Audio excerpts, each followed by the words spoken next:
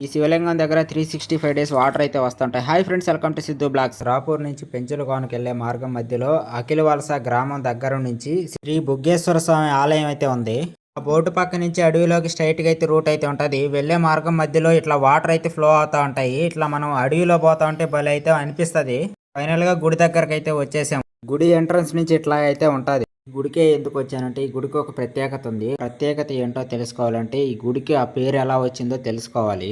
గుడి వెనకాల ఒక శివలింగం అయితే ఉంటది. ఆ శివలింగం దగ్గర వాటర్ బుగ్గలాగా పొంగుతుంటాయి కాబట్టి బుగ్గేశ్వర స్వామి ఆలయం అని పేరు అయితే వచ్చింది. ఆ శివలింగం మీద ఇలా 3 సార్లు నీళ్లు పోసి ఏదైనా ఒక కోరిక కోరుకుంటే ఖచ్చితంగా తీరతదని ఈ చుట్టుపక్కల గ్రామాల వాళ్ళైతే నమ్మకం. ఈ వాటర్ ఎక్కడి నుంచి వస్తున్నాయో చూద్దాం అని చెప్పేసి అడవిలో ఒక 1/2 కిలోమీటర్ అయితే నడిచాను. ఎక్కడ ఏమీ అయితే కనిపించలేదు. ఇక్కడ చేసే ఫేమస్ ఫెస్టివల్ వచ్చేసి మహాశివరాత్రి. ఆ రోజు ఇసుక ఇస్తే రాలనంత జనం అయితే వస్తారు. వీడియో నచ్చితే లైక్ చేయండి, ఫాలో చేయండి. బాయ్ ఫ్రెండ్స్, నెక్స్ట్ వీడియోలో మళ్ళీ కలుసుకుందాం.